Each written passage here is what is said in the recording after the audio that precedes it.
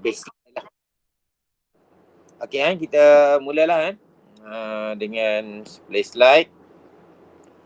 Okey, itu elektrik 3.1 arus dan beza keupayaan. Kita tengok ya apa yang kita akan bincangkan. Okey, bahan dah kamu dapat dah. Ini bahan dia. Okey, kita akan sambung. Pertama kita akan bincang tentang cas elektrik. Bila kata cas elektrik ataupun electrical charge, okey kan? Biasanya kita bincang cas elektrik ni ada dua jenis lah. Satu elektrik bercas positif dan satu elektrik bercas negatif. Satu positif. Dia ada dua cas lah. Maksudnya ada positif dan ada negatif. Jadi maksudnya kat sini kalau cas yang sama berjumpa, dia akan apa? Dia akan menarik ke menolak? Cas yang sama. Menolak. Ya, dia akan menolak kan. Jadi kamu dah faham sikit lah. Cas yang berbeza dia akan menarik. Attracted lah kan. Jadi cas ni dia ada simbol kan. Nama charge dalam bahasa Inggeris dia buat charge. Charge kan. Dia ejaan dia macam ni charge. Charge jadi charge. Dan simbol dia adalah Q. Q kan. Charge ialah Q. Dia merujuk pada quantity charge. Quantity charge kan. Jadi unit untuk charge dia ada unit dia yang menggunakan nama saintis iaitu coulomb. Ni nama saintis kan, coulomb. Coulomb kan. Jadi untuk unit bagi charge biasanya kita guna coulomb dan biasanya satu elektron membawa charge sebanyak 1.6 darab 10 kuasa negatif 19 coulomb. Ni. Kita buat negatif sebab apa? Depan tu sebab elektron bercas negatif. Dan proton. Proton pun sama tapi kita letak positif 1.6 darab 10 kuasa negatif 19 coulomb juga. Coulomb kan. Jadi kesimpulannya yang positif adalah proton, yang negatif tu adalah elektron. Dan elektron ini yang bergerak. Elektron ni yang akan bergerak. Kan? Elektron akan bergerak. Elektron bergerak daripada terminal negatif ke terminal positif. Sebab elektron tertarik kepada terminal positif. Boleh faham Okey, kita bincang juga pada medan elektrik. Ada dua perkataan, medan elektrik. Medan ialah kawasan, the region. Okey. Elektrik maksudnya daya elektrik. Boleh kan? Ini panggil daya elektrik. Ini kita panggil kawasan. Kawasan kan? Jadi medan elektrik ialah mempunyai arah. Medan elektrik dia ada dua kawasan kan? Dalam gambar ni kau boleh tengok lah. Kita ada terminal positif dan kita ada terminal negatif. Jadi sebab berlainan charge, dia ada daya tarikan daripada positif ke negatif. Ini dipanggil kawasan yang dipanggil medan elektrik. Jadi medan elektrik punya arahnya daripada arah terminal positif ke terminal negatif. Itu arah dia kan. Positif ke terminal negatif. Seperti dalam gambar ni. Bila kita bicara tentang medan, dan juga medan adalah kawasan medan elektrik. Jadi kalau kita tengok sini medan elektrik akan terhasil. Baik, saya tunjuk sekali lah. Medan elektrik adalah kawasan ni. Kawasan di bawah tarikan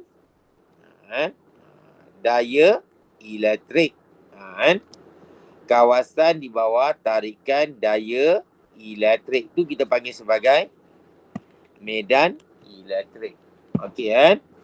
Dan kita dapati untuk medan elektrik ini kita dapati ada garis medan elektrik daripada terminal positif ke negatif. Ada garis, nampak garisan ni. Nanti garisan ni juga tunjuk kamu kan. Bagaimana nak tengok garisan ni daripada mata kasar kita kan. Jadi bila garisan ni semakin rapat, apa yang kamu faham? Adakah kekuatan medan magnet tinggi atau rendah? kalau garisan ni semakin rapat? Siapa jawab? Siapa cuba rasa-rasa? Tinggi ke rendah ni? Tinggi. Ya, bagus. Bila semakin rapat, kekuatan medan magnet adalah tinggi ataupun kita kata kuat. Kan? Kuat.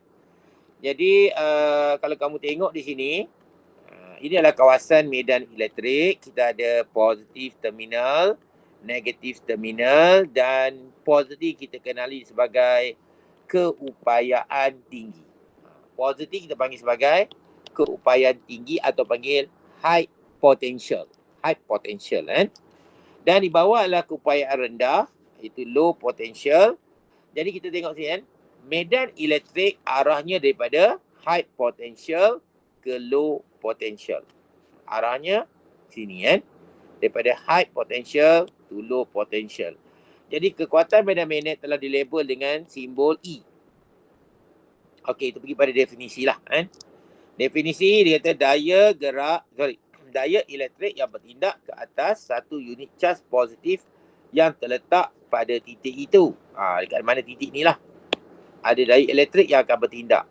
Jadi kalau dia bertindak, dia berpotensi untuk pergi ke mana?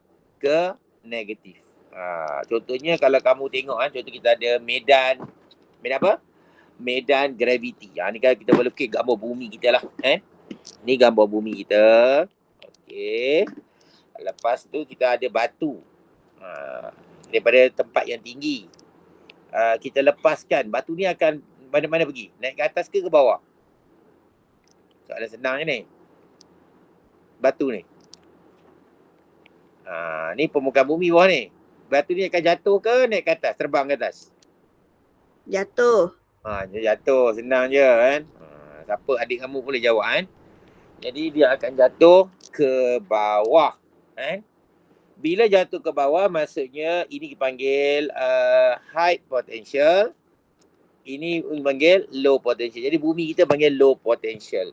Tapi kalau sekiranya kamu ambil batu ni, kamu baling ke atas, kamu akan bergerak daripada low to high potential. Sama jugalah dalam keadaan medan elektrik ni. Sama je kan. Sama kes kan. Jadi apa-apa benda yang ada di sini, dia berkecenderungan pergi ke terminal negatif. Ini macam kita anggap permukaan bumi. Hilang pula bumi ni kan. Ini kita anggap lantai ataupun permukaan bumi. Okey, rumus, ada rumus, dua rumus kan. Itu kekuatan medan elektrik jadi rumus. Iaitu E sama dengan F per Q. Di mana F ialah daya elektrik, F force. Q ialah kuantiti charge. Yang kita tadi charge. Charge ada Q besar ada, Q kecil pun ada kan. Boleh pakai. F per Q. Ni unit formula yang pertama. Dan untuk rumus kedua, dia punya kekuatan medan elektrik E sama dengan V per D. V ni maksudnya beza keupayaan merentasi dua pelat. Beza keupayaan merentasi dua pelat ialah ni. Ini keupayaan tinggi, ini keupayaan rendah. Ini panggil beza keupayaan. Katakan keupayaan tinggi tu adalah 20 volt. Keupayaan rendah tu adalah 5 volt. Jadi beza keupayaan dia adalah berapa? Berapa tu? Dah tentu. Berapa? Senang soalan ni. 15. 15. Ya, 15. Soalan senang. Cuma saya soalan senang. Kamu tak jawab. Okey, jadi beza keupayaan antara dua pelat selari ialah 15 volt. Contohlah, ni beza keupayaan ni, formula ni W. D ialah jarak. Diukur dengan jarak antara dua. Jadi beza keupayaan bahagi jarak. Ini contoh dia kan. Itu contoh dia. Boleh faham tak? Boleh kan? Okey. Boleh, cikgu.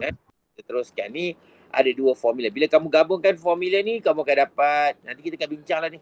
Iaitu F per Q sama dengan V per D.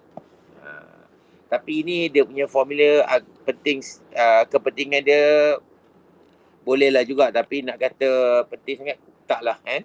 Tak sangatlah kan. Tapi kena baca jugalah. Okey. Kita pergi pada yang berikutnya. Elektron dan arus elektrik. Apa hubungan elektron dengan arus? Kenapa arus elektrik boleh terhasil? Okey kan. Dia kata elektron bercas negatif. Memang elektron adalah bercas negatif. Jadi dia bergerak daripada terminal apa ke terminal apa? Negatif ke terminal positif. Dah hilang ni. Dia kena tutup ni kan. Bergerak daripada terminal negatif ke positif. Sebab elektron tu sendiri datang daripada terminal negatif. Dan sebab negatif dia pergi jumpa terminal positif sebab berlawanan charge. Bila charge yang berlainan, dia akan menarik. Jadi elektron akan bergerak daripada, cuba nanti kan. Katakan ni elektron. Okay, elektron dia akan bergerak daripada terminal negatif ke terminal positif. Jadi dia telah melawan arah medan elektrik. Faham kan? Dia melawan arah medan elektrik ataupun elektron bergerak daripada keupayaan rendah ke keupayaan tinggi. Okey. Disebabkan elektron bergerak pada keupayaan rendah ke keupayaan tinggi, maka kita kata kerja telah dilakukan oleh elektron. Faham? Contohnya kalau kamu ambil batu, kamu lepaskan. Itu kamu tak lakukan kerja. Tapi kalau kamu baling batu tu ke atas, kamu telah melakukan kerja. Sebab kamu telah melawan daya tarikan graviti. Itu sebenarnya kan. Ni sama dengan elektron lah. Jadi elektron bergerak daripada negatif, keupayaan rendah ke keupayaan tinggi. Dan apabila elektron sampai saja ke terminal positif ini, dia bergerak pada negatif ke positif sampai saja, maka tenaga yang terhasil dipanggil tenaga elektrik. Tenaga elektrik. Okey, faham kan? Tenaga elektrik. Ataupun kita kata automatik, berlakunya gangguan dalam medan elektrik yang menghasilkan arus elektrik. Arus elektrik. Boleh faham kan? Faham ke juga ni? Boleh ke? Buat ni dia susah sikit kan? Boleh? Boleh. Boleh kan? Jadi charge elektron ni, kalau kita tengok sini kan, charge elektron satu elektron apa charge dia? 1.6. Kalau 2 elektron, 2 darab ni. Kalau 3 elektron, darab 3. 4, darab 4. Jadi dia semakin banyak elektron, charge semakin bertambah ke berkurang? Semakin banyak elektron. Charge bertambah ke berkurang? Kalau banyak elektron kat sini. Ni kat sini. Charge semakin bertambah ke atau berkurang? Bertambah. Ya, bertambah kan. Kamulah kalau makin ramai kawan-kawan kamu semakin kuat lah. Betul tak? Betul. Kalau ramai musuh kamu, tak kuat. Contohlah kan. Jadi semakin ramai charge elektron semuanya. Jadi dia satu rumus itu Q equal to NE. En maksudnya bilangan elektron. N is number of electron. Ini adalah charge of electron, iaitu 1.6 darab 10 kuasa negatif 19 kolom. Tu dia. Okey, ni nombor elektron, bilangan elektron. Okey. Jadi Q adalah Ne. Jadi bila bilangan elektron bertambah, maka charge-nya juga akan bertambah. Okey, kita balik pada kerja elektron. Kerja yang dilakukan elektron ialah formula kerja yang kita belajar dalam daya dan gerakan ialah biasanya W sama dengan Fs. Kalau kamu ingatlah. Daya darab sesaran. Daya darab sesaran. Okey, bila kita tukar dalam bentuk elektrik, kerja yang dilakukan dalam bentuk elektrik, daya kita panggil sebagai tukar jadi charge dan jarak itu ditukar menjadi beza keupayaan. Keluarlah formula W equal to QV. Dan apabila elektron telah melakukan kerja ini, maka tenaga elektrik pun telah terhasil dengan formula E sama dengan QV. Maksudnya W, work done by electron, telah bertukar menjadi E, electrical energy. Okey, apa kesimpulan di sini? Jadi elektron bergerak daripada terminal negatif ke terminal Positif. Okey. Arus bergerak daripada terminal terbalik, positif ke terminal negatif. Arus ni adalah sama dengan arah apa? Arah medan elektrik. Elektrik kan? Medan elektrik arah di mana? Cuba padam balik kan? Arah dia ialah positif ke negatif. Ni arah medan elektrik. Jadi arah dia sama juga. Positif ke negatif. Sebenarnya arus ni dihasilkan oleh gangguan dalam medan elektrik yang menghasilkan arus disebabkan oleh elektron yang melakukan kerja. Itu konsep yang kita faham kan. Mungkin complicated sikit lah, tapi kamu tengok betul kan. Okey, rumus yang kita guna sini adalah I equal to Q over T. Okey, kita boleh tafsir arus berdasarkan formula kan. I dia datang daripada formula Q equal to IT kan. Formula asal dia ialah Q sama dengan IT, dan kita jadikan I sebagai tajuk rumus, dan bila kita bagi per T maksudnya kadar. Per T maksudnya kadar. Kadar apa atas ni? Q ni apa? Cas. Jadi arus ialah kadar cas ataupun kadar pengaliran cas. Nampak ke? Dia macam dah lari sikit kan. Okey, cikgu buat. Arus elektrik ialah kadar pengaliran cas. Boleh faham eh? Okey, cuma nak tanya sikit, apa ada soalan tak untuk slide ni?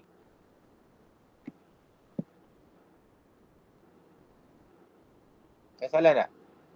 Okey, perkara yang kamu kena tahu, cas yang sama dia akan menolak, cas yang berlainan akan menarik, dan kamu kena kenali cas lah, elektron. Elektron cas negatif, itu penting.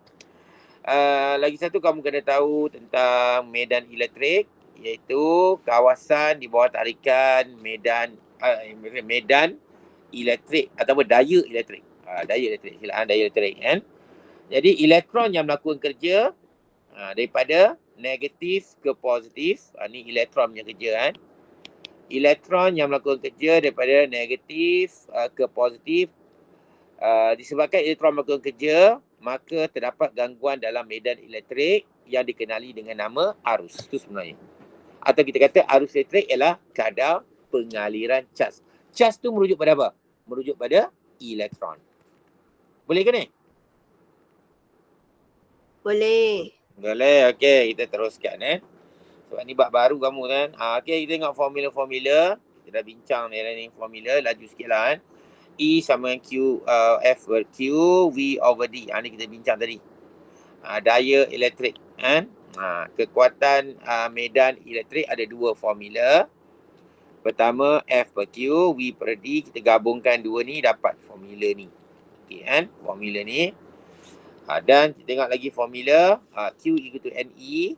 Ini adalah bergantung pada bilangan elektron, charge akan bertambah, dan formula Q equal to IT. Q equal to IT ni datang daripada formula I sama dengan Q per T, di mana arus ialah kadar aliran charge. Kadar aliran ataupun kadar charge yang mengalir. Bila kegabungkan dua ni, sebab dua-dua Q kita dapat NE sama dengan IT. Samakan ni. Sebab dua-dua tu Q. Okey kan? Ni. Jadi E tu charge satu elektron 1.6, bilangan elektron, Q quantity charge, arus dan masa. Ni biasalah. Kamu tahu kan? Okey. Yang ni pula kerja yang dilakukan oleh elektron, W equal QE, atau bertukar menjadi tenaga elektrik, E sama dengan QV. Okey, dan kita boleh gantikan dalam formula Q equal to IT dalam formula ini.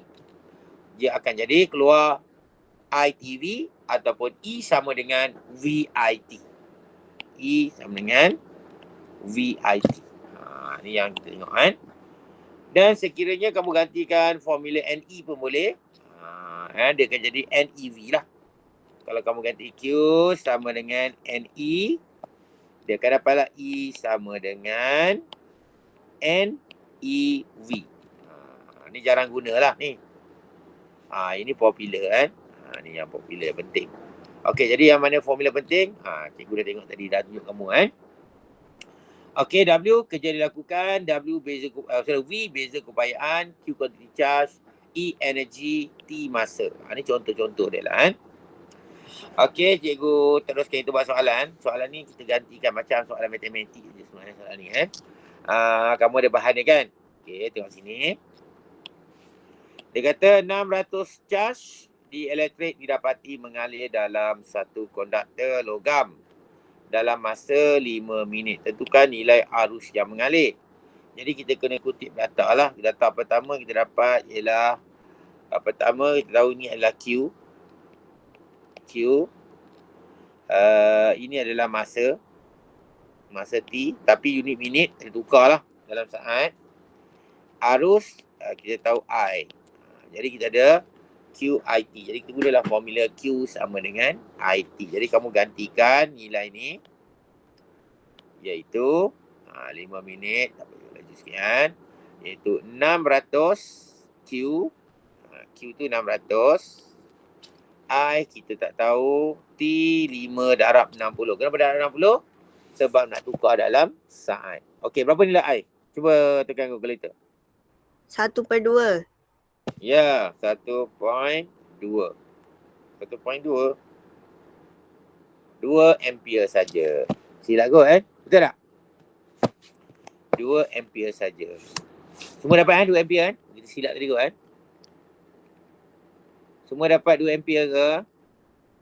Dapat 5 darab 6, 300. Yang tu 600 bagi 300, 200 600 bagi 300, 2 lah. Silap. Okey, tak ada masalah Okey ke?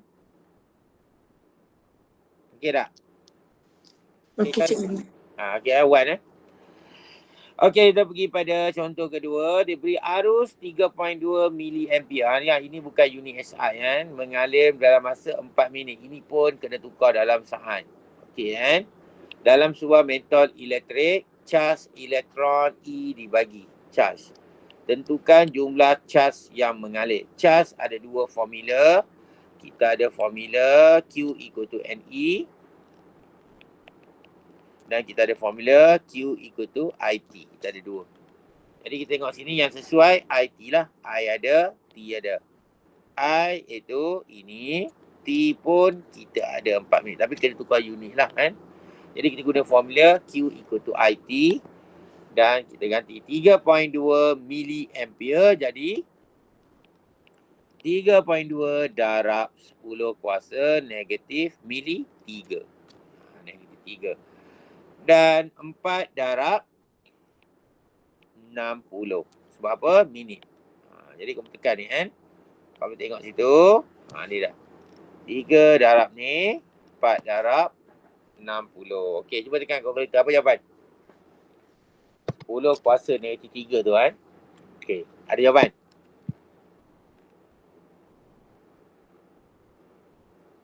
Berapa tu? Ada jawapan ke? Dah dapat dah? Belum? Ya Wan, ada jawapan? Ada jawapan ke? Nampak senyap ni cikgu pun kena beri jawapan lah kamu. Kamu tak ada kalkulator lah. Cikgu ni. Ya, apa jawapan? Syazah. 0.768. Okey, 0.768. Okey, betul lah 0.768 ataupun kita bentuk dalam, jadi jawapan kamu betul tak ada masalah Kamu jawab 0.768 sebab charge kita pakai C, kolom. C. Okey, yang kedua, dia kata bilangan elektron yang mengalir. Bilangan elektron mengalir, charge dah kita dah dapat di sini. Bilangan elektron. Jadi kita guna formula yang kedua ni. Q equal to NE. N adalah bilangan elektron yang mengalir. Charge ialah E berapa? Ini nilai E sama dengan 1.6 darab 10 kuasa negatif 19 kolom. Jadi kita gantikan. Tengok dalam formula Q equal to NE. Dan kita gantikan lagi 7 point ni. Ini yang kamu dapat tadi ni lah. Kamu ganti ni. Dan N kita nak cari. Inilah E tu. E tadi tu E yang atas tu. Jadi kita tekan kalkulator. Kita dapat N sama dengan berapa tu? N sama dengan ada hebat ke siapa yang jawab? Syazah ke yang lain ni? Ada lagi? Okey, tak apalah cikgu jawapan lah kot kan. Senyap kita jawapan Okey, jawapan ni ialah ni 4.8 darab 10 kuasa 16. Sama tak? Sama je ke? Sama. Okey, alhamdulillah. Ni jawapan dia lah. Tapi jawapan ni kita tak boleh unit. Kenapa tak boleh unit? Sebab ni adalah bilangan elektron. Bilangan elektron tak ada dalam unit. Faham? Jadi unit dia tak ada. Niaga kan, kuantiti fizik ada unit, kadang-kadang ada yang tak ada. Okey. Kita pergi pada contoh yang ketiga pula. Dia kata sini, kerja yang dilakukan untuk menggerakkan apa ni? 5 kolom cas stability X ke Y dalam medan elektrik 100. Ni kerja dia beritahu 120 joule. Berapakah beza keupayaan? Jadi apa maklumat yang kita dapat sini? Dia minta kerja dilakukan work done. Maklumat yang ada sini adalah charge. Kita ada apa nama? Ni kerja ataupun work done ataupun E tenaga elektrik. Kita nak cari apa? Beza keupayaan. V kita nak cari. Jadi ada formula dan E sama dengan QV ataupun W sama dengan QV. Okey, jom tengok sini. Berapa maklumat? Q sama dengan 5. Okey, terdapat. W tadi sama dengan 120. Okey. Dan formula E sama dengan QV. Jadi kita gantikanlah. E 120. Q 5. V tak tahu. Jadi V sama dengan berapa tu? Ini senang je. Tekan kalkulator sekejap dapat jawapan. Berapa? 24. Ya, 24. Dapat 24. Jangan lupa kan. Bubur unit dia mesti volt. Volt beza keupayaan. Okey kan? Beza ataupun potential different. Okey kan? Itu yang berkaitan dengan ini kan. Okey, kita teruskan lagi. Cikgu ingat kita loncat sikit lah kan. Loncat sikit dekat sini lah. Okey, yang ni. Nak cepat sikit. Boleh tak apa ke? Boleh cikgu. Okey, ni kita akan bincang tentang macam mana kita nak observe atau melihat medan elektrik. Medan elektrik. Kalau medan magnet kita boleh tengok juga dengan menggunakan bar magnet dengan serbuk besi. Betul tak kan? Tapi medan elektrik kita nak tengok macam mana. Jadi inilah cara dia. Pertama sekali, kamu kena sediakan mangkuk pijar ni. Mangkuk pijar ni. Dan diletakkan di antara dua plat. Dua terminal negatif dan positif. Negatif dan positif. Dua plat ni kan. Dan kita letakkan satu macam apa kita panggil ni. Macam wire lah kan. Macam plat. Macam ni. Plat macam ni kan. Jadi pelatnya seketul macam ni. Terletak dalam mangkuk pijar tu.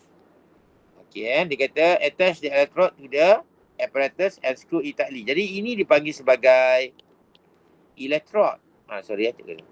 Yang ni kita panggil sebagai electrode yang cikgu lukis ni. Electrode. Okey kan. Jadi kita tengok kita buat dua lah. Satu lagi kita bubur. Kita letak gambar yang kedua. Nampak kan. Yang tadi yang pertama. Ini gambar yang kedua. Kita letak yang pertama dan yang kedua. Okey kan. Dan kita dah sambung.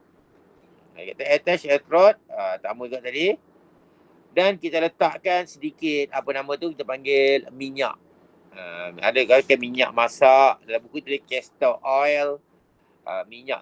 Dia sebagai medium kan. Medium untuk menunjukkan kawasan medan elektrik. Letak medium kan. Sebagai medium. Tapi tak boleh penuh sangat lah. Kita bubur sekadar 1/3 atau separuh daripada ni lah. Dia kata ni dengan ketinggian 0.5 meter. Sentimeter Meter tinggi sangat. Okey, lepas tu kamu dah masuk penuh tu, kamu cuma taburkan semolina powder. Ataupun kita panggil lain pun boleh. Kita guna biji sawi pun boleh. Kita boleh guna kan. Kita taburkan kat situ. Ada yang guna bedak. Boleh jugalah, tapi biasanya diguna ni lah. Paling nampak semolina powder kan. Jadi kamu tengok kan. Jadi bila kamu letakkan semolina powder macam ni, kamu taburkan. Dia kata pada permukaan dia kan. Kamu letakkan semolina powder pada permukaan. Letakkan. Bila kamu letakkan sembang powder ni, kamu terus sambungkan ini ke terminal yang tertentu.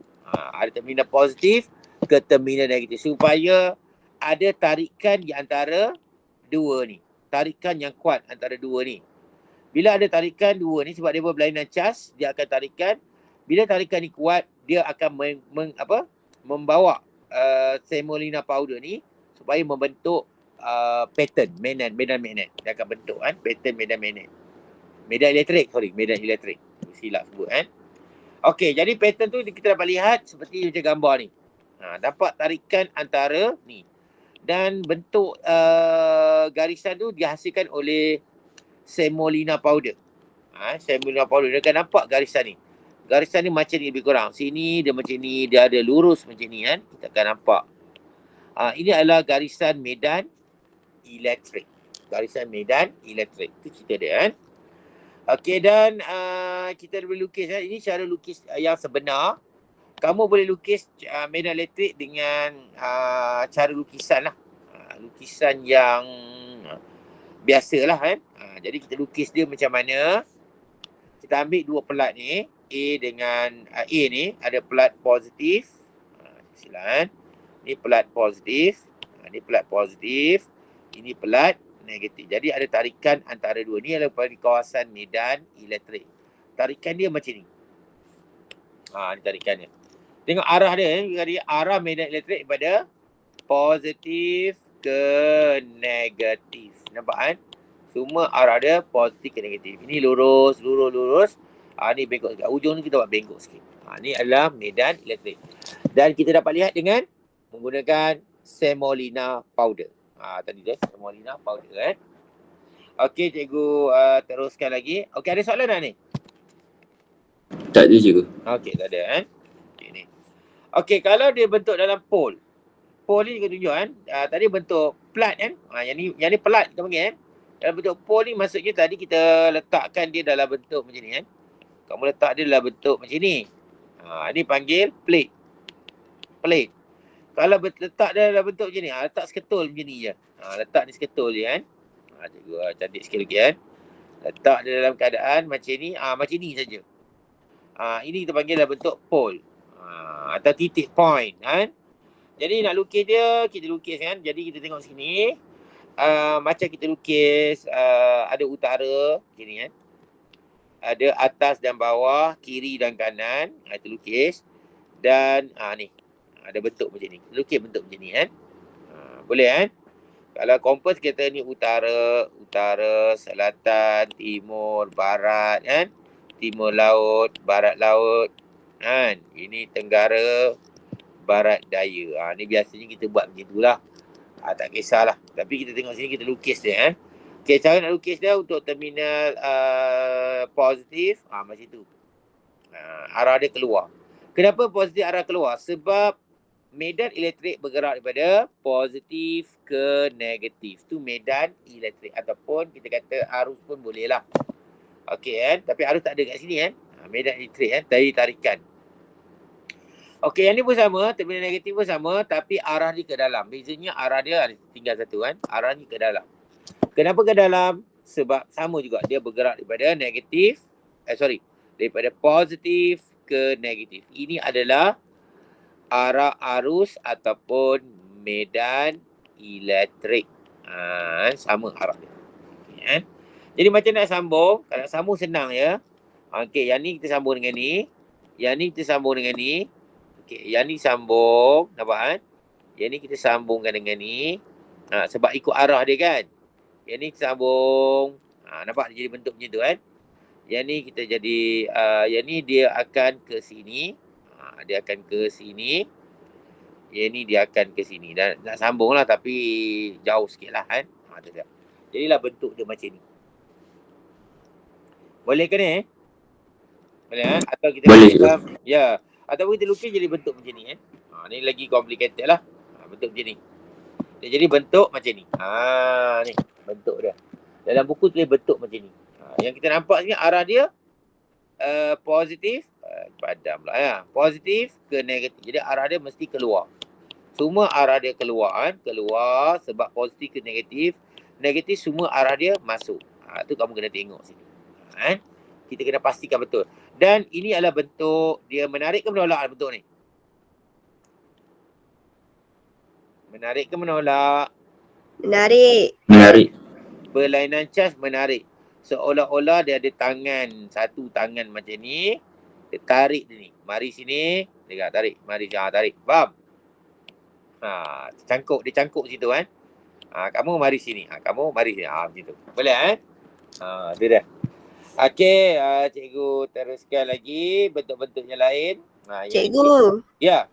nak tanya. Ya, apa tu? Yang kan dah sambungkan tu kan, kena letak arah ke? Ya, kena letak arah. Macam ni lah kalau yang ni dah sambung kan. Ni ada arah ni. Ada arah. Senang tak? Senang. Senang, boleh kan? Tengok teruskan Boleh. lagi kan. Okey. Kamu yang terhati lah kalau kamu terlupa ni, kamu tengok rakaman kan. Cikgu ada buat rakaman kan. Tak ada masalah lah kan. Bila dah masuk sekolah nanti. Okey. Cikgu. Ya, apa tu? Kalau nak lukis, kena buat garisan putus-putus juga ke? Itu tak kisah sangat lah. Kamu buat gaya lurus pun tak apa. Tapi sebenarnya hakikat sebenarnya putus sebenarnya. Betul tak? Sebab dia datang daripada bentuk semolina powder tu kan. Dia bentuk garisan. Boleh faham kan? Itu dia. Okey, faham juga.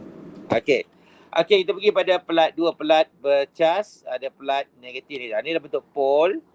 Ni bentuk ni kan. Ni menarik, menolak. Kamu dah tahu dah. Ini tentu menarik. Jadi bentuk dia macam tadilah. Kita tengok tadi kan. Bentuk tadi. Okey, jadi kita tengok yang pertama. Bentuk dia macam ni. Dari positif ke negatif. Menarik. Menarik macam ni. Okey kan. Untuk yang ni pula. Positif ke negatif. Masih lagi menarik. Tapi kalau ni kamu pening sikit nak lukis kan. Kalau kamu pening lukis, cikgu ajar macam ni. Senang. Kamu naik atas, bawah, kiri, kanan. Buat macam ni semua ni kan. Buat macam ni dulu. Kamu tahu menarik kan. Ini negatif, positif ke negatif. Arah dia keluar. Sini. Ini kamu letak sini. Sambung je panjang. Panjangkan tangan kamu. Ke sini. Ke sini. Intak kesampaian macam ni. Intak kesampaian macam ni. Nampak? Okey ke? Dah faham kan? Tu cara dia kan. Positif ke negatif. Maksudnya daripada positif dia menarik. Positif ke negatif kan. Kalau yang ni pula, yang bawah ni senang je. Kamu terus sambung je lah. Buat je ni. Buat je ni. Buat je sambung. Positif ke negatif. Kalau ujung ni kita buat macam ni. Ujungnya kita buat macam ni kan. Tu cara nak lukis medan elektrik dia kan. Ataupun lah gambar cikgu bagi ada macam tu lah. Tak apa, gambar ni kamu tak nampak sangat kan. Macam cikgu lukis ni lah, lebih kurang senang kan. Okey, tak ada masalah kan. Cikgu teruskan lagi. Kita nak tengok lah. Gambar-gambar yang ada. Contohnya kalau macam ini dah tentu sama jugalah. Cikgu lajukan sikit lah. Positif ke negatif. Macam tadi, cikgu dah tunjuk tadi. Positif ke negatif. Okey, yang gambar ni pula. Positif ke negatif. Jadi ni arah dia ke sini kan. Positif, ni negatif. Jadi arahnya ke sini. Positif. Boleh kan? Arah dia ke sini. Okey, untuk D ni. Negatif dengan negatif. Ni menolak. Jadi menolak, dia tak boleh pergi sini. Dia akan keluar. Semua pergi ke sini. Keluar kan? Okey, kalau cikgu nak lukis senang macam ni kan. Yang atas ni ke sini. Tak mau. Semua pergi sini. Kan? Yang ni pun tak apalah. Yang ni pun sini. Yang ni pun ke sini. Tak mau kan? Dia tak nak menyentuh pelat yang berikutnya. Yang ni semua macam ni. Semua menentang. Cikgu minta maaf lah. Arah ni ke dalam kan. Silap. Ni arah keluar kan. Arah ni semua ke dalam. Itu silap. Sebab ni negatif. Arah dia semuanya adalah ke dalam. Ke dalam. Macam ni kan. Okey, tak apa. Yang ni gambar ni bawah ni kamu tahulah kot. Ni kamu dah biasa lah. Positif, negatif cikgu dah terang tadi dah. Okey, yang ni yang tengok kan. Ni arah dia ke dalam. Ni positif. Tarikan. Tersilap soalan ni kan. Rupanya yang ni positif. Jadi dia tarikan lah macam ni. Boleh kan? Kalau menolak macam tadi lah cikgu cakap tadi kan. Okey kan? Boleh kan? Dia macam ni. Okey, yang ni pula positif dengan positif. Dia menolak kan. Menolak dia tak mau sentuh kan. Jadi kamu lukis macam ni kan. Atas, bawah. Atas, bawah. Ini pergi ke sini. Tak mau. Pergi ke sini. Tak mau sentuh kan. Yang ni ke sini. Sini. Yang ini pun ke sini. Nampak tak? Ini pun sama juga. Kan? Ke sini. Ke sini. Ke sini. Ke sini. Ke sini. Ke sini. Jadi kita lukislah arah dia. Arah dia kalau positif, mesti positif ke negatif. Arah dia mesti keluar. Sebab apa? Positif ke negatif. Ini pun sama. Arah dia keluar. Sebab dia sama charge jadi bertolak. Menolak bentuk dia macam ni. Okey, cikgu lukis tak apa cantik sangat. Kalau kamu lukis jadi, ni cara lukis dia, gambar dia lah. Gambar sebenar dia macam ni. Okey. Positif dengan positif, dia akan menolak. Boleh faham ke ni? Okey. Boleh. Okey, kita tengok ni kan. Kita tengok pula medan elektrik yang ni pula kan. Medan elektrik yang berikutnya. Cikgu nak tanya kamu, betul ke tak betul? Okey. Yang A ni, okey ke tak okey A ni? Okey. Okey, kalau okey tengok. Positif keluar semua kan? Keluar. Negatif masuk. Okey, jadi A betul. Okey, kita tengok B pula. B menarik menolak ni. Menolak. Menolak. Sepatutnya bentuk dia bukan macam ni, bentuk dia mesti bentuk macam ni. Kan? Ni menolak punya bentuk. Jadi B ni dah salah. Kan? B ni dah salah dari segi bentuk. Okey, C pula. C ni betul lah. Tengok betul kan? Salah. Salah. Tapi dari segi bentuk dia betul. Sebab dia menarik kan? Tapi dari segi apa yang salah? Cas dia salah. Ya, charge salah kan. Kalau ikut negatif ni arus dia punya arah masuk semua kan. Masuk. Yang positif ni mesti keluar, terbalik kan. Tu silap lah. Bukan silap, memang dibuat silap supaya kamu tengok apa silap dia. Salah kan. Okey, yang D pula kita tengok okey tak okey? D ni okey tak? Salah ke betul? Salah. Ya, salah sebab sepatutnya menolak. Ni simbol menarik bentuk dia pattern menarik. Okey. Okey, yang ni okey tak? E. Okey. Ya, okey Okey, kenapa? Ya ke? Okey ke? Okey ke E ni? Tak. Tak. Okey, betul. Dari segi menolak betul pattern dia kan. Tapi dari segi apa yang salah? Cas dia. Ya, arah dia. Arah. Bukan charge, arah dia kan. Arah dia sepatutnya positif keluar kan. Ni negatif pula keluar. Salah lah. Negatif mesti masuk kan. Okey, yang ni okey tak? Okey. Ni okey kan. Betul kan. Okey, nampak dah faham tu cara lukis medan elektrik yang kamu tengok ni kan. Okey, soalan dia macam itulah soalan dia kan. Okey, kita teruskan lagi. Medan elektrik. Yang ni. Kita cuba tengok soalan ni lah. Dia kata Raja menunjukkan 2 garis medan elektrik yang bagi sepasang cas Q1 dan Q2. Okey, Q1 Q2. Dia kata apakah cas Q1 dan Q2? Agaknya Q1 ni cas apa ni? Positif. Bagus. Sebab bergerak pada positif ke negatif. Jadi Q2 negatif. Boleh kan? Sebab positif dia keluar. Ini masuk. Jadi arah medan magnet mesti daripada positif ke negatif. Ini sama juga dengan arah arus elektrik. Sama. Okay. Kalau elektron, terbalik. Elektron terbalik kan. Okey, kita akan pergi pada soalan ni macam pemerhatian.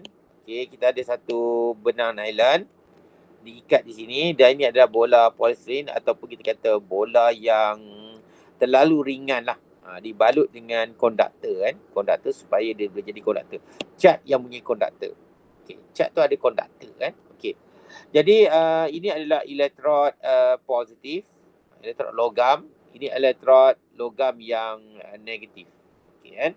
Dan dua-dua ni disambungkan dengan bekalan kuasa iaitu VLT. VLT maksudnya voltan lampau tinggi ataupun voltan yang tinggi kita guna kan.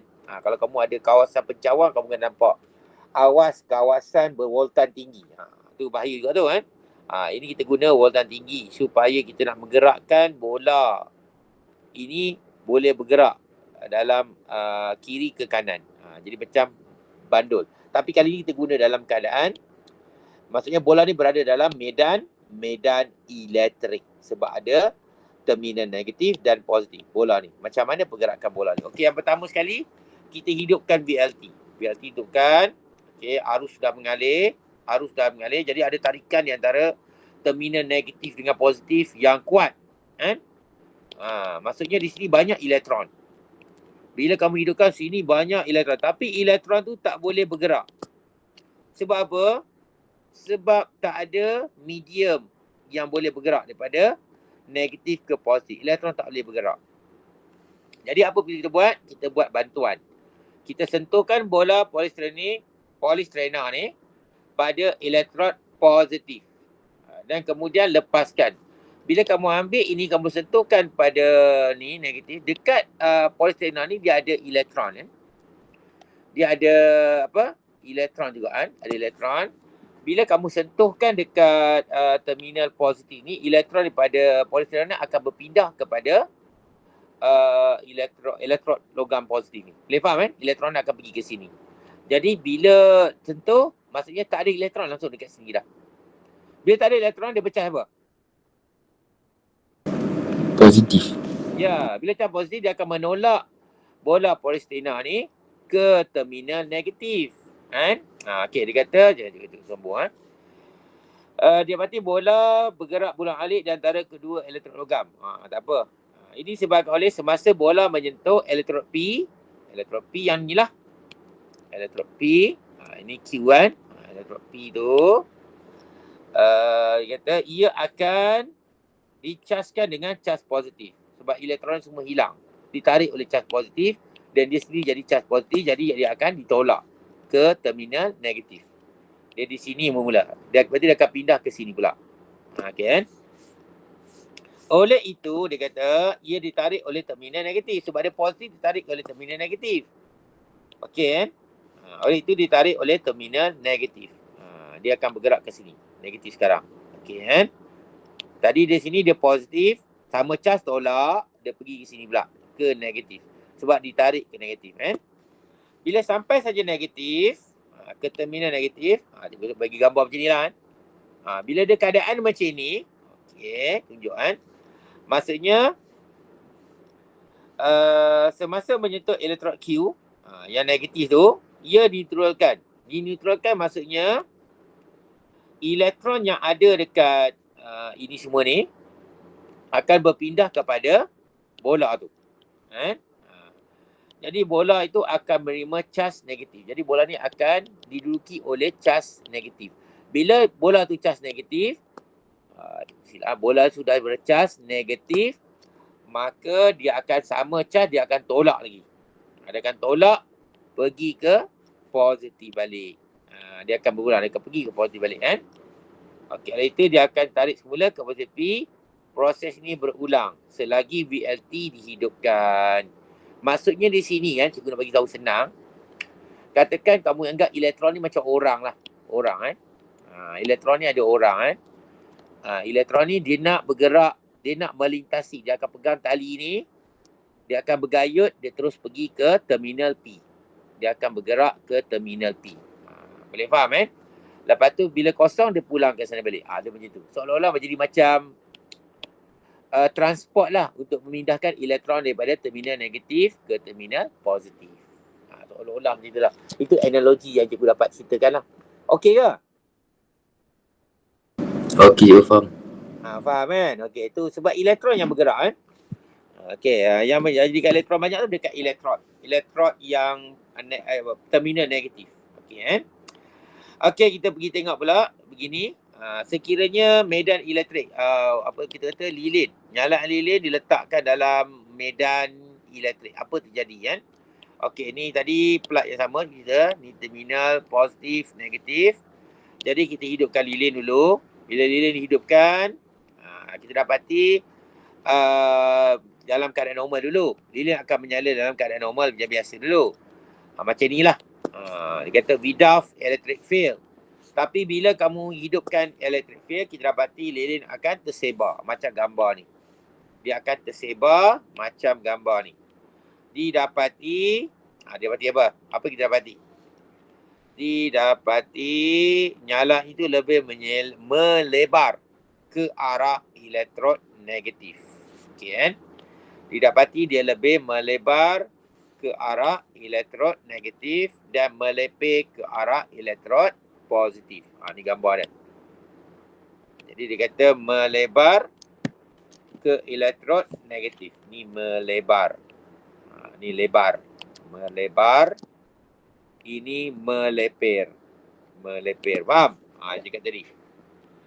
Kenapa jadi macam ni? Ini disebabkan adanya tenaga haba daripada lilin. Jadi lilin dia kata apa? Mula-mula tenaga haba tu bila lilin terbakar, jadi udara-udara dekat sekeliling lilin ni akan terion. Pertama kata tenaga haba akan mengionkan molekul udara yang berada di sekeliling lilin ni. Faham kan? Okey. Jadi akan bentuknya ion positif dan ion negatif. Okey, jadi ion positif tertarik kepada terminal negatif. Ion positif tertarik kepada terminal negatif. Inilah. Contoh ni.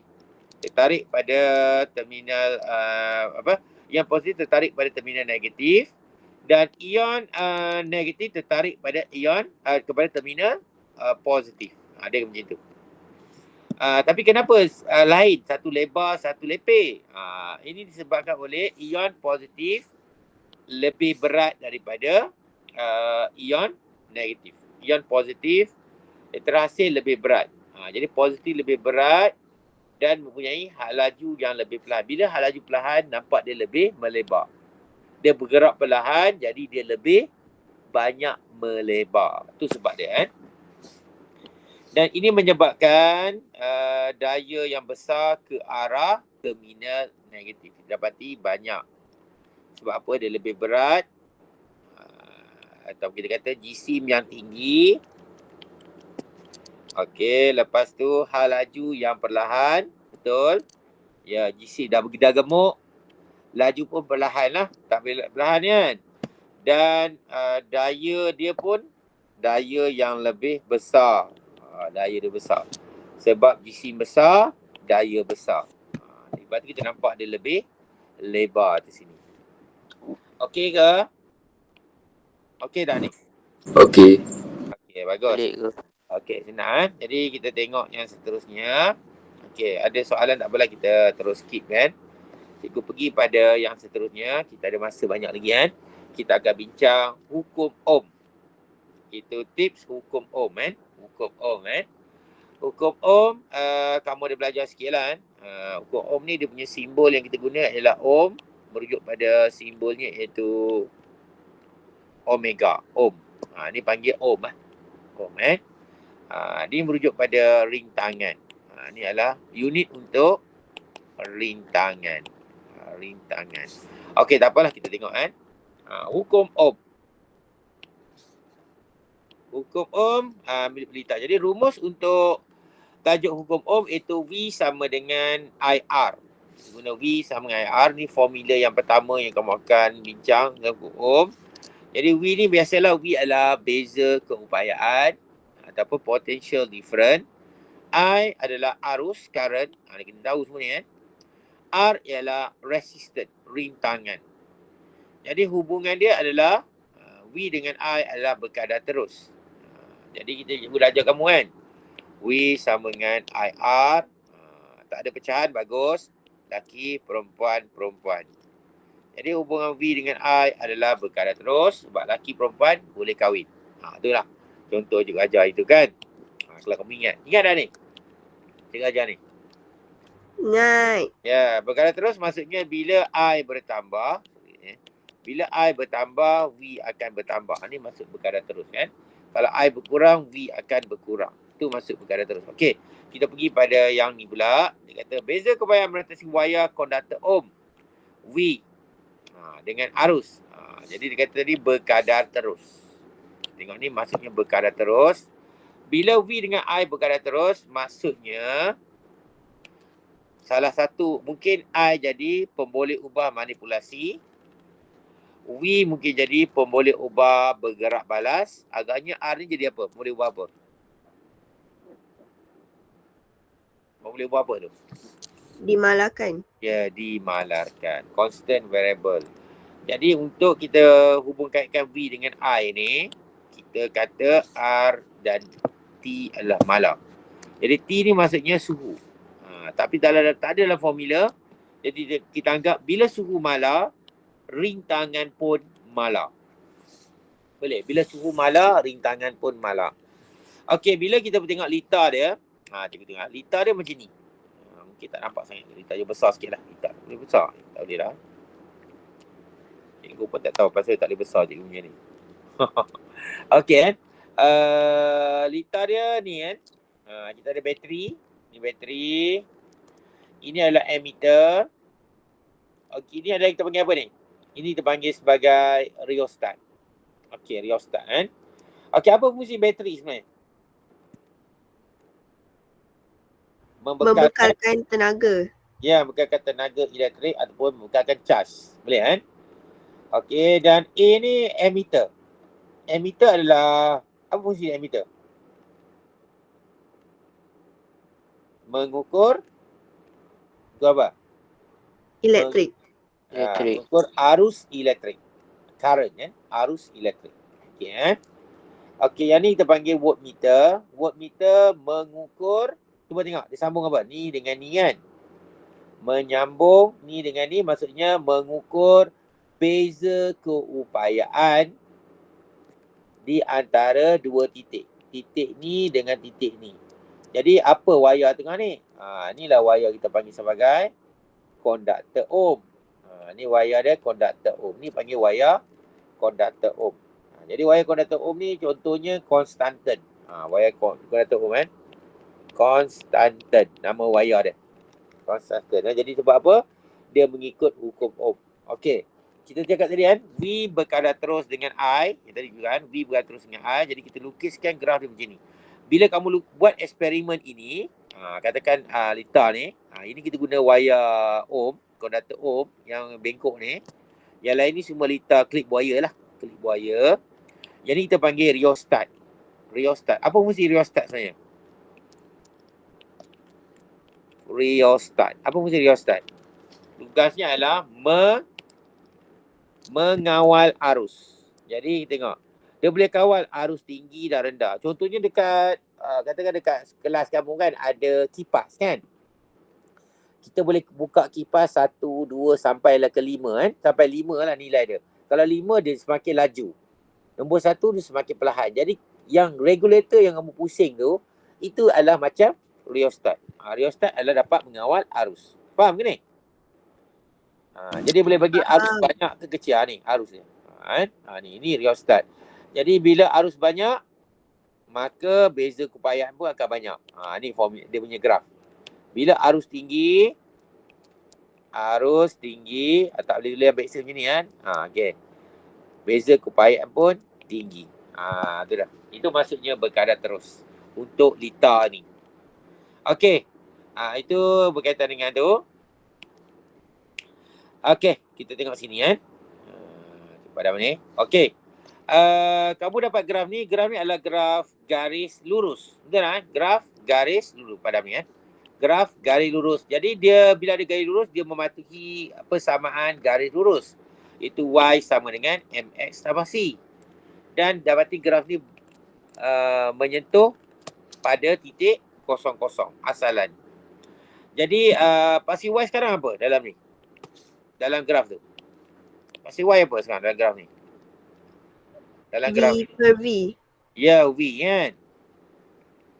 M kecerunan. Betul tak kan? X ialah I. Paksi X. Boleh? I kita ambil depan kan. Jangan ambil belakang. Ni unit. I. Yang ni pun V yang belah depan. Jadi kita dapati Y sama dengan MI tambah C berapa C? Berapa C dia? Pintasan pada paksi Y. C kan? Berapa C dia kat sini? Kosong. Kosong. Ya, bagus, kosong. Jadi kita dapati bahawa nilai dia ialah V sama dengan RI tambah kosong. nampak tak? RI. Jadi kita kata kecerunan itu adalah rintangan. Kecerunan adalah rintangan. Sebab apa? Kecerunan garis lurus. Garis lurus bermaksud, tulis kat mana? Di sini. Garis lurus bermaksud kecerunan mala. Tadi kamu tengok sini. Garis lurus bermaksud kecerunan mala. Okey, dalam gambar ni kita adjust apa sebenarnya? Dalam gambar Espirillita ni. Kita kawal apa tadi? Ingat tak? Apa yang kita kawal? Arus ke beza keupayaan? Beza keupayaan. Ya ke? Apa fungsi rheostat tadi? Kawal arus. Kawal arus. Jadi bacaan ni kita akan ambil. Pengawal arus. Macam ni. Jadi kita kawal, ya. Betul, Sabrina. Jadi kita kawal arus. Jadi MV adalah arus. Arus adalah pemboleh ubah manipulasi. Boleh Dan beza keupayaan. Beza keupayaan dibaca dengan V ni. Beza keupayaan berorientasi 2 titik itu konduktor ohm. Ini kita adjust supaya arus ni dapat. Ini bacaan ni kita ambil. Ini adalah bergerak balas. Bergerak balas. Beza keupayaan merentasi konduktor ohm. CV juga tadi, CV adalah kecerunan. Kecerunan ialah rintangan ataupun suhu. Tapi sebenarnya rintangan. Bila rintangan mala, suhu mala. Okey, jadi kita tengok sini unit kecerunan. Biasanya unit kecerunan kamu tahu kan eja macam mana kan? Nak kira kan? Iaitu Y2 tolak Y1 per X2 tolak X1. Betul tak kan? Jadi kalau nak buat unit kecerunan, mesti unit pada paksi Y bahagi unit pada paksi X. Unit pada paksi Y ialah, ambil yang belakang tu. V. Paksi X apa? A. A. Ya, V per A. Jadi dapat VA negatif 1. VA ni. Dan 1 VA negatif 1 sama dengan scientist name ohm. 1 VA negatif 1 sama dengan 1 ohm. Tu dia. Jadi ohm. Ohm maksudnya unit untuk kecerunan ataupun rintangan. Sebab pakai ohm, dia adalah rintangan. Dan rintangan, kita kata rintangan ni adalah rintangan yang mala. Kenapa mala? Sebab garis lurus. Garis lurus bermaksud kecerunan mala. Boleh? Biasanya dalam graf, ini adalah pemboleh ubah manipulasi. Maxis manipulated variable di paksi X. Boleh Yang ini responding variable. Paksi Y adalah responding variable. Dan kecerunan adalah kita panggil constant variable. Constant variable. Manipulated variable X, responding RV, constant variable untuk kecerunan. Kenapa kita kata mala? Sebab garis lurus. Itu sebabnya. Garis lurus. Okey. Kita tengok lagi satu graf yang bawah ni. Ada satu graf tapi dia melakukan eksperimen yang berlainan. Maksud cikgu di sini cikgu padam ni maksudnya kali ni dia buat eksperimen ni juga. Mula-mula dia pakai wayar A. Ni wayar A pakai wayar A. Ni wayar A. Selepas tu dia tukar pula. Dia guna wayar B. Tapi lukis pada graf yang sama. Nampak Tapi kita lukis pada graf yang sama. Graf ini. Lukis pada graf ini. Betul tak? Dia lukis pada graf ini. Cuma tukar. Sini tukar jadi A. Buat eksperimen. Ambil data. Lepas tu tukar graf B pula. Ambil data. Dan dia buat plot graf. Dapat graf macam ni. Okey graf macam ni. Jadi kalau kamu tengok A dengan B ni, mana kecerunan tinggi? A ke B? Kecerunan mana tinggi? A ke B? Okay, cikgu ulang balik. Manakah kecerunan yang lebih? Mana lebih curam? A ke B? A. Ya, bagus. Jadi kecerunan A lebih tinggi daripada kecerunan B. Sebab A lebih curam. B kurang curam. Macam mana tahu curam? Kamu anggaplah kalau ada orang nak naik tangga ni. Naik tangga ni. Mana tangga yang curam? Dah tentu tangga A ni lebih curam. Tangga B ni kurang curam. Betul? Jadi tengoklah tangga. Contohlah. Jumpa dah balik Okey, jadi kita tahu dah untuk graf V melawan I, kecerunan adalah rintangan. Jadi kecerunan adalah rintangan, maksudnya rintangan A lebih besar daripada rintangan B sebab kecerunan tu adalah rintangan. Okey ke? Okey. Okey. Jadi ada beberapa faktor yang mempengaruhi rintangan rintangan ni. Kalau kamu tengok sini, rintangan tinggi adalah A. Okey rintangan tinggi A dengan B adalah rendah. Tapi dua-dua ni adalah malar. Kenapa malar? Sebab garis lurus. Garis lurus maksudnya kecerunan malar. Maksudnya rintangan malar. Tu dia Tu kamu kena ingat. Jadi faktor yang mengenai rintangan, cikgu ada cara ingatlah faktor mengenai rintangan, itu talam. T, temperature. A, area. L, length. A, arrangement, susunan. M, material, bahan. Ini contoh Okey, untuk kamu faham faktor mengenai rintangan ni, nanti cikgu akan bincang lagi lah dalam bab yang seterusnya lah Okey, tapi cikgu terang sikit je biasanya dalam konteks ini kita bayangkan rintangan kita bayangkan cikgu ada satu analogi, iaitu jalan raya okey, sebagai wayar sebagai wayar sebagai jalan raya.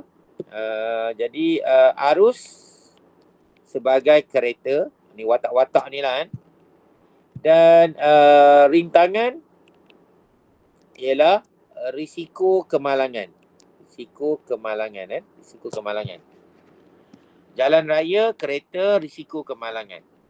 Jalan raya ialah wayar, ada arus dan rintangan.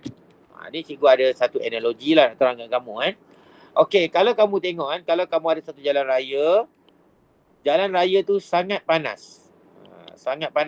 Maksudnya dekat dengan gurun lah. Suhu yang sangat tinggi. Jadi adakah potensi kemalangan tinggi bila jalan tu sangat panas sehingga tayar pun boleh meletup? Risiko kemalangan tinggi ke rendah? Tinggi, betul. Jadi maksudnya bila suhu tinggi, rintangan tinggi. Ni maksud ni. Suhu tinggi, rintangan tinggi. Suhu tinggi, risiko kemalangan tinggi. Sama dengan ni Okey. Okey, yang kedua. Kita cerita tentang area. Area ni maksudnya luas. Kalau jalan yang sempit dengan jalan yang luas. Kita ke jalan yang luas. Dengan jalan yang sempit. Mana jalan yang risiko kemalangan tinggi? sempit. Ya, sempit. Jadi jalan yang luas, A besar, jalan yang luas, rintangan rendah, risiko rendah. Risiko kemalangan rendah. Itu cara ingat dia. Boleh L pula, jalan yang panjang. Nak pergi satu tempat. Kata kamu nak pergi A ke B.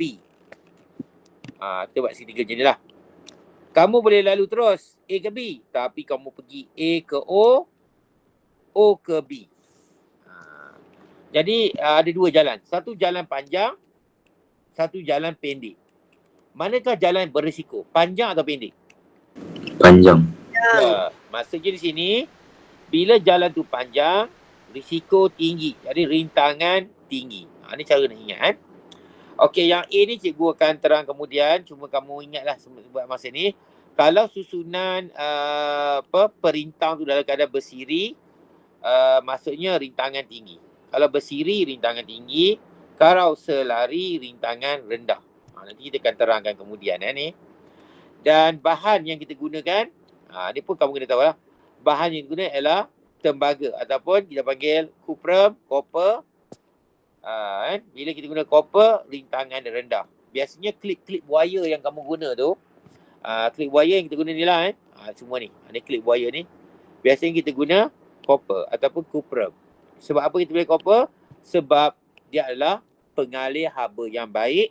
Kenapa? Sebab rintangan dia rendah. Okay, kan? Sebab rintangan yang rendah. Okey, boleh faham ke ni?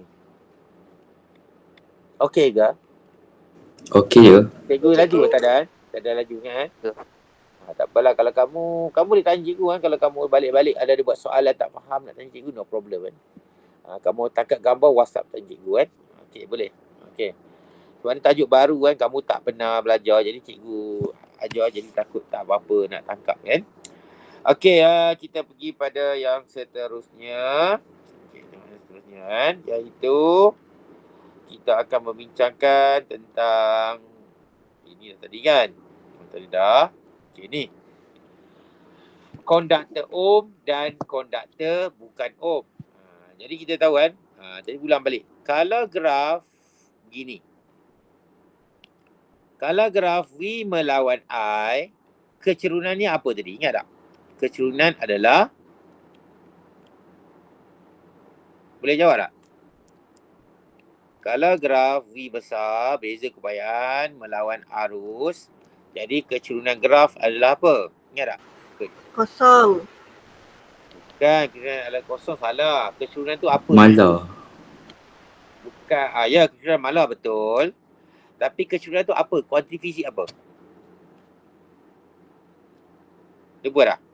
Rintangan. Ya, bagus. Kecerunan adalah rintangan. Kamu tak kira lah graf tu macam garis lurus ke, melengkung ni ke. Kalau V melawan A, dua-dua ni adalah kecerunan dia adalah rintangan. Tetap rintangan.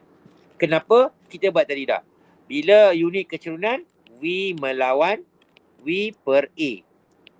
Unit paksi Y bahagi unit paksi X. Jadi, VA negatif 1. Ini setara dengan ohm. Ini pun sama. Walaupun graf dia melengkung macam ni. Sama juga.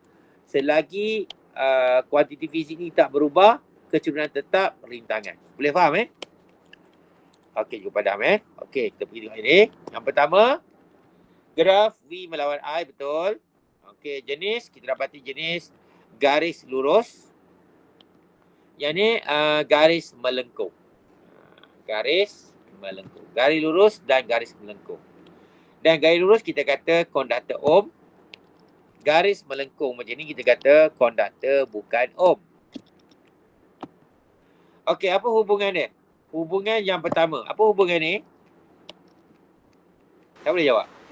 Berkadar terus. Ya, berkadar terus. V berkadar terus dengan I. Yang ni tak boleh kata berkadar terus. Kita kata V bertambah dengan I. Sebab bentuk dia melengkung. Dan dia adalah kecerunan positif. Bila kecerunan positif, jadi dia adalah bertambah. Boleh? Maksudnya apabila I bertambah, V juga akan bertambah. Jadi kita kata V bertambah dengan I. Ini hubungan dia.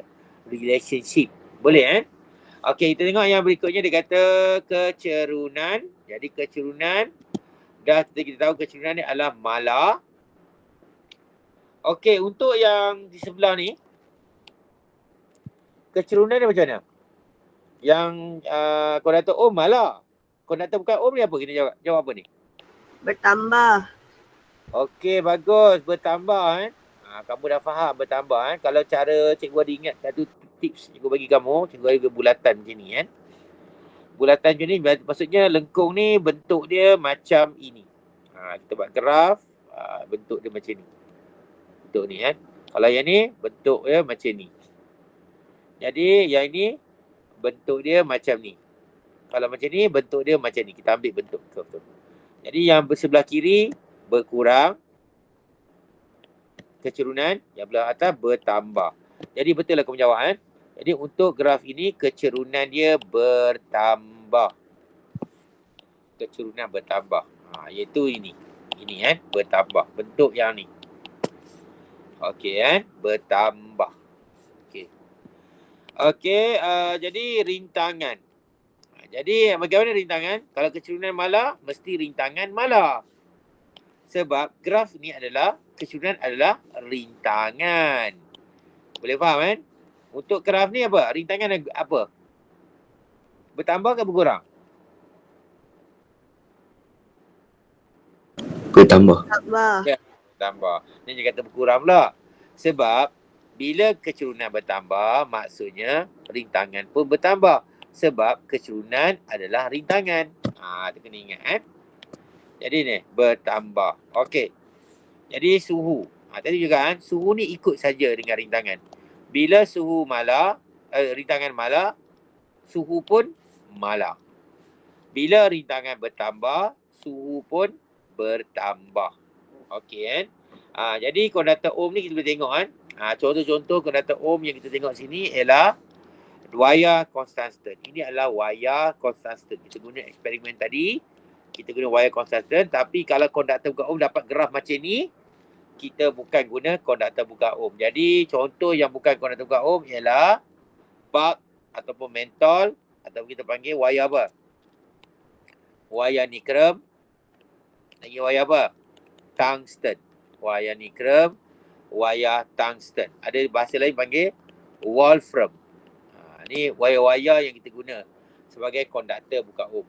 Wayar yang ada dalam bulb ataupun mentol. Kalau ada mentol, katakan ni mentol, ada bulb kan, ada wayar halus ni kan. Ni wayar mentol. Inilah digunakan wayar wolfram ataupun tungsten. Ni mentol. Okey ke? Okey tak? Okey, cikgu. Okey kan?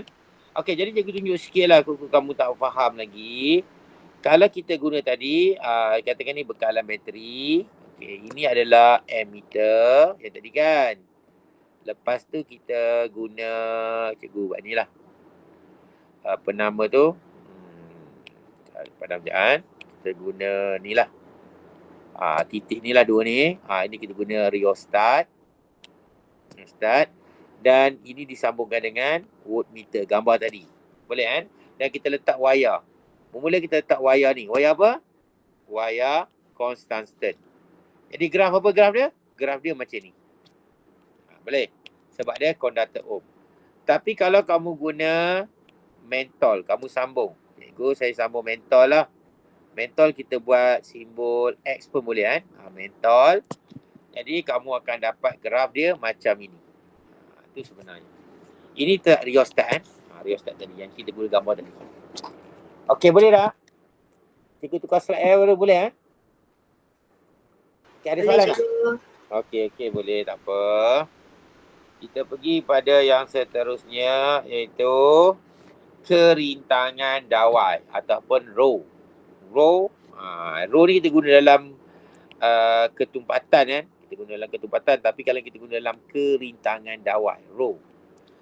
Okey, tengok rho. Kata hubungan rintangan dengan panjang. Apa hubungan rintangan panjang yang kamu tahu tadi? Apabila wayar semakin panjang, rintangan semakin tinggi ke rendah? Jalan pendek dengan jalan panjang, mana risiko tinggi? Panjang. Jalan Panjang. Jadi wayar yang panjang, rintangan adalah tinggi. Jadi kita kata rintangan berkadar terus dengan panjang. Rintangan berkadar terus dengan panjang. Jadi kita lukis R macam alpha, alpha L. R berkadar terus dengan L. Okey, apakah hubungan rintangan dengan luas permukaan ataupun ketebalan wayar? Kalau wayar tebal, rintangan tinggi ke rendah? Wayar tebal. Rendah. Ya, rendah. Dia berkadar songsang kan. Jadi dia adalah berkadar songsang dengan luas permukaan. Jadi kita tulis R alpha berkadar 1/A. Maksudnya R berkadar terus dengan 1/A ataupun R berkadar songsang dengan A. Ni. Jadi kita dapati A ni dia berkadar songsang, L ni dia berkadar terus. Jadi kita nak bentukkan formula dengan nilai-nilai R ni. Jadi kita tahu R berkadar terus dengan L, R berkadar songsang dengan 1/A. Jadi kita bentukkan formula. Jadi R sama dengan L di atas per A. L per A. R sama dengan L per A. dan kita kena letakkan satu pemala yang dipanggil sebagai kerintangan. Kerintangan, kan? Jadi R berkadar terus dengan L, R berkadar songsang dengan A. Dan untuk jadikan formula, kita letakkan satu pemala dipanggil rho, iaitu kerintangan. R rintangan, L panjang wayar, A luas kadar rentas, rho adalah kerintangan. Jadi nak tentukan unit kerintangan macam mana? Kita jadikan rho sebagai tajuk rumus. Jadikan rho sebagai tajuk rumus. Jadi A kita pindahkan sana. Jadi RA, inilah senang. Kau tak pening kan? Jadi rho sama dengan RA, L kita pindah jadi per L. Jadi rho sama dengan RA per L. Boleh kan? Jadi rho sama dengan, elok sikit, RA per L. Faham tak ni? Faham ke? Faham cikgu. Okey, kita nak tentukan unit untuk rho kan. Jadi kita tahu unit R ialah ohm. Unit A area. Area maksudnya apa unit untuk area? Luas. Sentimeter persegi. Ya betul, sentimeter persegi, tapi kita pakai unit SI, kita kata meter persegi. Meter kuasa 2. Boleh kan? Dan bahagi. Bahagi tu buat bahagi. L panjang meter. Jadi kamu boleh potong ni. Betul tak? Potong. Jadi meter kuasa 2, meter potong jadi meter je lah ni. Betul tak kan? Kita potong dengan bawah. Jadi unit untuk kerintangan, unit untuk rho kerintangan ialah apa dia? Apa dia? Apa unit untuk kerintangan? Kan kita potong ni dah.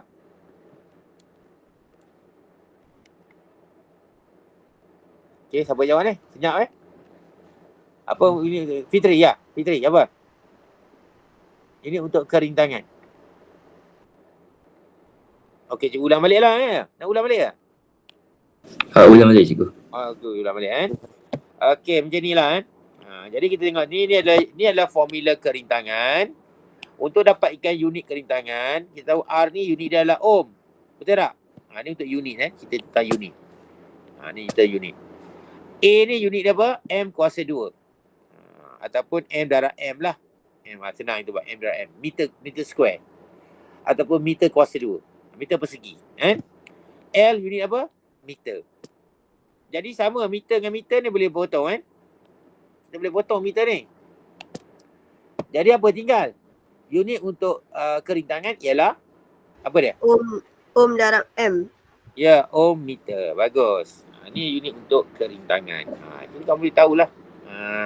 Unit kerintangan tu cara dia lah. Kita nak tengok macam mana. Okey. Cikgu teruskan lagi. Ada boleh Boleh sedia Kita teruskan lagi. Kita akan bincang lita bersiri dan lita berselari. Lita bersiri dan lita berselari Jadi kamu ada belajar lah lita bersiri. Biasanya kita ada 2 susunan lita lah. Jadi cikgu nak tanya kamu lah lita mana bersiri dan selari.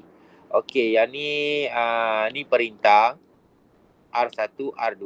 Ini voltmeter. Voltmeter. Okey, ni bateri. Ini R1, R2. Okey, dalam gambar 2 ni mana? Ini kita panggil apa? Bersiri ke selari? Selari. Ini yang gambar cikgu tanda ni. Siri ke selari? Cepat. Siri selari? Selari kot cikgu. Oh, okey. Silap sikit lah Tak apa. Siri jawapannya Jadi siri tu maksudnya sebelah rumah. Katakan kamu ada rumah sini kan. Sebelah rumah je. Ni. Siri. Faham? Siri sebelah rumah. Yang ni selari depan rumah. Boleh? Ni rumah kamu ni, kotak ni. Faham? Tapi kotak tu R lah, rintangan. Perintang Perintang Okey. Okey, boleh kan? Dah kena ada bersiri dan selari ni bentuk dia. Ada dua perintah kan. Bateri sama je. Tapi susunan dia tak sama. Ni susunan bersiri, ini berselari, parallel. Okey, jadi kita tengok sini. Kita gunakan formula tadi, itu V sama dengan IR. V sama dengan IR. Okey. Okey, untuk bersiri, V total.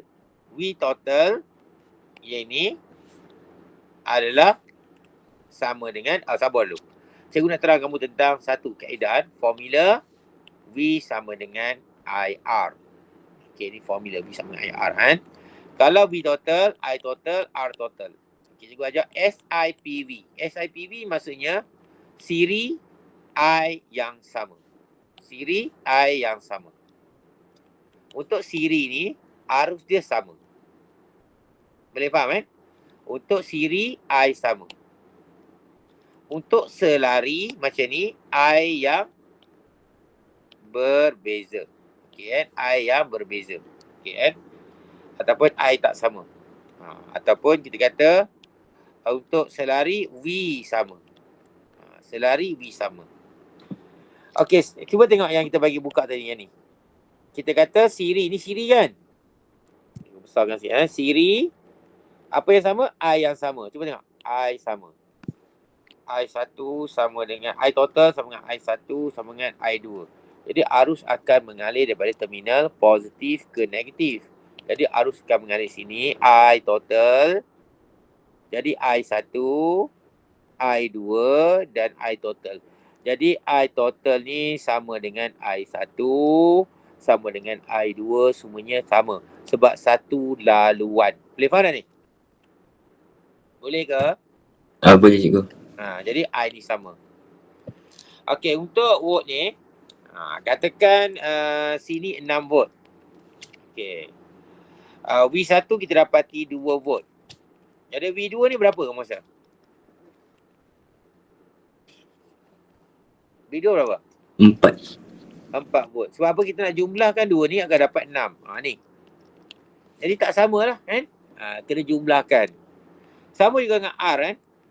Kalau kamu nak jumlahkan, katakan R ni sama dengan 10 ohm. Ini sama dengan 20 ohm. Kamu kena jumlahkan dua-dua. 10 tambah 20 jadi 30. Jadi maksudnya R tu tak sama. Yang sama ialah I. Ingat? Yang sama ialah I. I yang sama. Jadi cikgu buat kotak lah bagi kamu faham. I yang sama. Bila pula. Patut dia I ke V lah. Okey. I yang sama. Okey. Boleh? Ini kaedah dia kan. Okey, kita pergi pada yang seterusnya, itu selari, parallel, V yang sama. V yang sama maksudnya V total sama dengan V1 sama dengan V2. Ni semua sama. Jadi V sama. Boleh V yang sama. Jadi kita buat kotak betul ni. V yang sama. Okey. Kalau I total, tengok arus mengalir pula. Ini terminal positif. Okey, ni terminal positif. Ini terminal, arus akan mengalir dekat sini. Dia akan pecah dua. Sebab jumpa simpang. Arus mengalir sini. Dia akan pecah dua, jumpa simpang. Sini I1. Sini jadi I2. Faham? Jadi ni I2 sampai sini. Stop. I1, di sini I1. Sampai sini stop. Sampai di sini I1 bergabung dengan I2 jadi I total. Faham tak faham? Boleh ke ni? Ulang balik cikgu. Okey. Cikgu buat tanda lah. Okey, cikgu buat tebal sikit lah. Ni tebal kan. Cikgu lukis tebal. Ini laluan untuk I1 ke I2? Okay. I1. Ya, I1. Okey, yang gelong ni cikgu buat gelong macam gelong ni, senang faham Ini laluan untuk I2. Boleh faham? Jadi bila I1 dengan I2 bergabung di sini, dia akan keluar jadi balik I total. Sebab I total sama dengan I1 tambah I2. Boleh faham tak ni? Faham juga. Okey. Okey, bagus kan? Cikgu Aku harap yang lain tu faham, yang diam tu kan. Tak tahulah. Sebab benda ni benda baru kan. Okey. Jadi untuk mengira rintangan, dia tak macam tu. Cikgu R total sama dengan R tambah. Dia tak macam tu kan. Dia ada guna formula. Formula special. Jadi cikgu buat bintang. Dia ada formula yang special untuk ni. Boleh kan?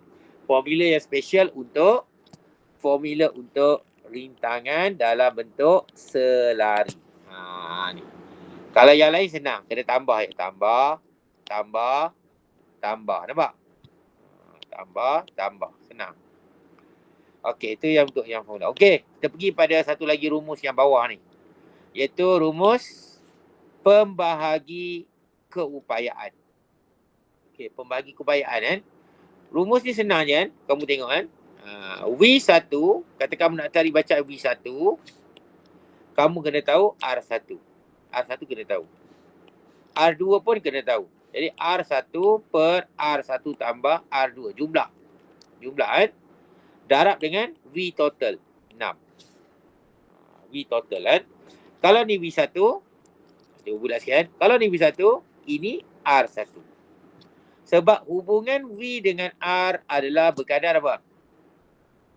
Hubungan V dengan R apa? Berkadar apa? Berkadar terus ke berkadar songsang? Berkadar. Diam ya. Ya. Had one apa? Terus. Ya, berkadar terus. Jadi kalau nak buat formula ni senanglah. V2 sama dengan R2 per R1 tambah R2. Betul tak? Tu dah. Tambah 2 ni. Tu dia. Sebab dia berkadar terus sama. Kamu tengok kan? Pada sekejap kan? Tengok ni. Kalau ni V1, ini R1. Kalau ni V2, ini R2. Okey. Kalau yang ni pula, hubungan di antara I dengan R. Pada sekian. Apakah hubungan I dengan R? Hubungan apa? Berkadar songsang. Jadi bila berkadar songsang, kita guna formula I1 dengan I total. Jadi bila ni 1, ini jadi R2. Faham tak? Kalau I2, dia jadi R1. Nampak? R1. Ini hubungan dia berkadar songsang. Sebab tu dia dapat formula macam ni. Ini bagi pembahagi arus, ini bagi pembahagi keupayaan. I1 jadi R2. Sebab berkadar songsang. I2, R1. Kan? Kalau ni sama. V1, R1. V2, R2. Sebab dia berkadar terus. Dan formula ni ada kegunaan nanti kita akan guna dalam soalan-soalan lah. Kalau kita nak guna sekarang tak sempat, cikgu cuma memperkenalkan dia punya formula dalam litar bersiri dan selari. Ada apa soalan untuk yang ni? Ada soalan apa? Ahmad? Sebelum cikgu nak tutup. Ada soalan ke? Tak ada cikgu. Tak ada, boleh faham? Tak ada apa nak tanya dah ya? Okey, kalau tak ada apa tanya, kau boleh tengok baliklah video ni kalau tak faham. Okey, kalau ada apa-apa lagi soalan, kau boleh WhatsApp cikgu kan. Cikgu rasa kamu tahu nombor cikgu kan. Okey, ingat sekian saja dari cikgu. Assalamualaikum warahmatullahi wabarakatuh. Okay, kita berakhir sini kan. Okey, bye-bye. Terima kasih cikgu. Cikgu, bye cikgu. Okey, sama. Terima kasih cikgu. Sama-sama. Bye, terima kasih cikgu. Okey, sama.